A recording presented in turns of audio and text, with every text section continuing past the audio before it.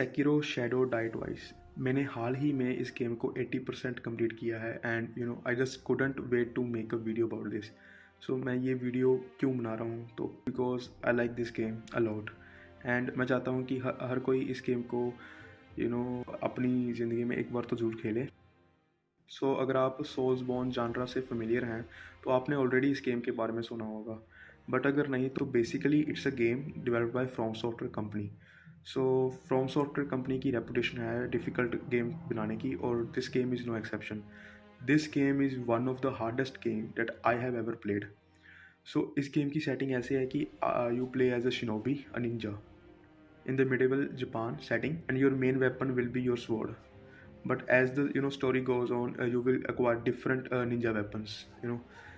तो इस गेम को खेलते वक्त जो रेज, जो एग्नी, जो पीड़ा मुझे हुई है वो आज तक मैंने किसी भी गेम में नहीं हुई। सो आप सोच रहे होंगे कि भाई अगर इतनी ही डिफ़िकल्ट है गेम तो ये आप खेलते ही हो, बट दैट्स द थिंग, जितनी ही इस गेम में डिफ़िकल्टी है ये उतनी ही मज़ेदार है। वो कैसे? क्योंकि ये जो गेम है वो डिफ़िकल्टी को सही तरीके से इम्प्लीमेंट करती है।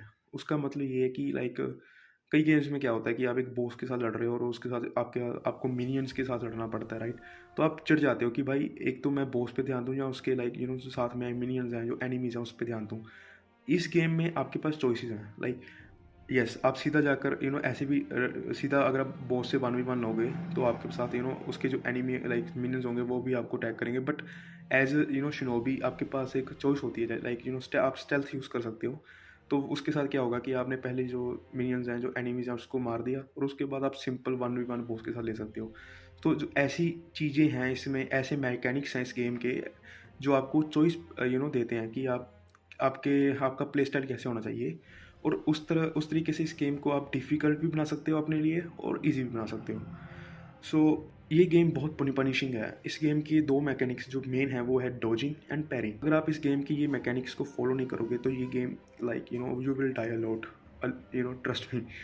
सो आपको ये मैकेनिक्स, गेम के मैकेनिक्स को पहले समझना पड़ेगा, राइट?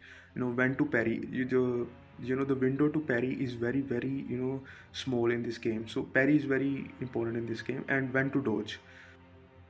इसके अलावा the difficult thing about this game is the boss battles. वो सबसे ज़्यादा डिफ़िकल्ट हैं। लाइक बॉस को हराने के लिए आपको बॉस के अटैक पैटर्न्स को लर्न करना पड़ेगा कि वो बॉस कब अटैक करता है, कैसे अटैक करता है और उसको डॉज कब करना है और उसके अटैक्स को पैरी कब करना है। तो जब आप किसी बॉस से ऑलमोस्ट 8-9 घंटे से लड़ रहे हो उसको बीट करने के लिए, तो जब आप हर बार उस बॉस से मरोगे तो आपको ऐसे आप कुछ ना कुछ सीखोगे, लाइक इट्स लाइक आपने डोज की तरह पैरी कर ली, आपको पता लगे कि यहाँ पर मैं अगर चाहूँ तो मैं रन कर सकता हूँ, मतलब पीछे जा सकता हूँ, कुछ ना कुछ नई चीज़ें आप हर वक्त सीखोगे जब आप मरोगे। तो ये गेम आपको अगर पनिश करती भी है, आप मरते भी हो तो आप इससे कुछ लॉस नहीं करते, बट आप उसको सीखते ही हो, लाइक उसके पैटर्न, अटैक पैटर्न्स के बारे में। और जब आप किसी बॉस को हराओगे, सो लाइक मेरा जो इसमें टफेस्ट बॉस था वो उसे हराने के लिए मुझे 10 घंटे लगे, और जब आप उसको हराओगे तो जो वो फीलिंग आएगी ना गाइस, लाइक वो फीलिंग मैं डिस्क्राइब नहीं कर सकता वर्ड्स में, बट उस feeling is the reason that I am making this video. So आपको ऐसे लगेगा कि आप दुनिया में कुछ भी कर सकते हो, एंड आपको ऐसे फील नहीं होगा कि आपने ये 10 घंटे वेस्ट किए हैं। आपको ऐसा लगेगा कि आपने कुछ सीखा है। तो वो फीलिंग जो है ना वो आपको कोई भी गेम और आई गेस कोई और गेम आपको वो नहीं प्रोवाइड कर सकती। सो उसके लिए आपको एक बार ये गेम खेलनी पड़ेगी। आपको अटकना पड़ेगा एक बॉस पे, कोई भी बॉस हो चाहे वो, हर बॉस इस गेम का डिफ़िकल्ट है, but when you will finally beat this boss you will know what I am talking about. तो इन कंक्लूजन, अगर आप भी अपने गेमिंग स्किल्स को चैलेंज करना चाहते हो then this game is for you. I mean, I think everyone should give it a try at least once.